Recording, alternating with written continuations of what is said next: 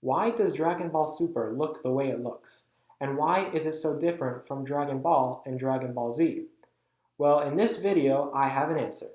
If you say character designs, you are right. So what are the purpose of character designs or models?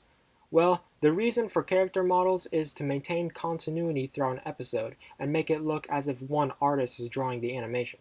So basically, the character designs define how a show is going to look like throughout its run in terms of the character art.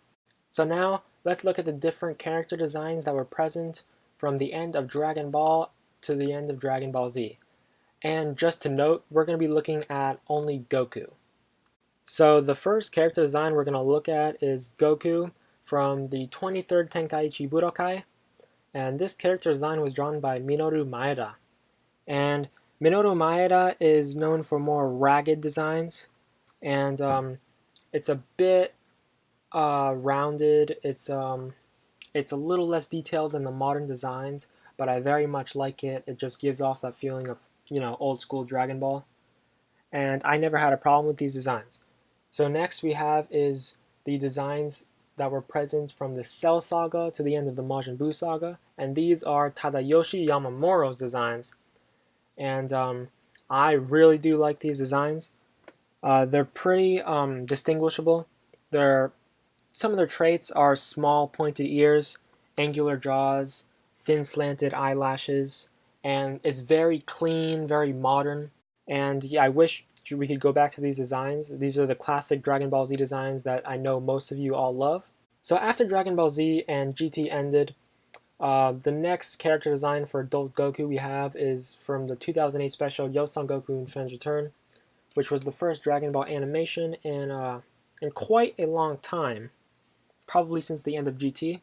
And Yamamoto came back with some new designs for Goku. And I like these designs as well.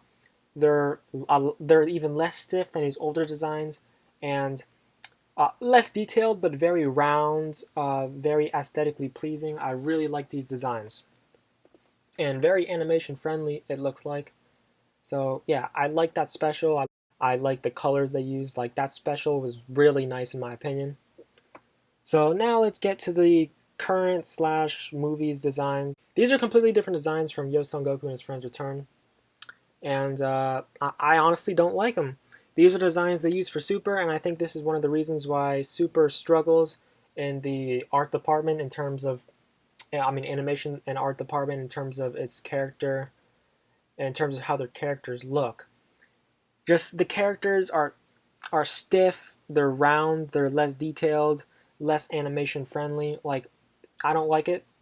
And what Yamamoto said in an interview is that he wanted to have a balance between the Akira Toriyama's modern character designs and the character designs at the end of the Buu Saga.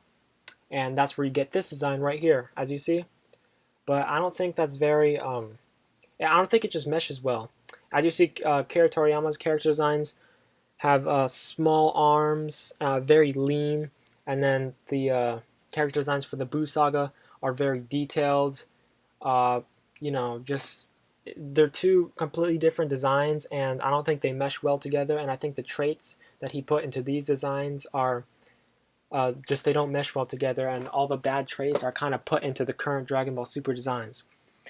So as I said, overall, the new designs they're skinnier than the older designs, which means we don't get that classic buffness of Dragon Ball Z. They're stiff because of the line art, the pretty stiff line art.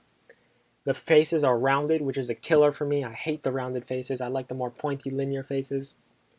It's less detailed than the designs from the Cell and Buu Saga. And apparently it's not very animation friendly compared to the ones from Z, which is kind of, I've heard people say that, and that pretty strikes me like pretty confusing, because I thought that it would be a little more animation friendly, but apparently smart people from the community who know their stuff a lot about animation say that it's less animation friendly. So that was a surprise for me as well. So I really wish they can go back to the older designs from the back in the Z era, but that's most likely not going to happen unless Yamamuro gets fired or steps down from character designer.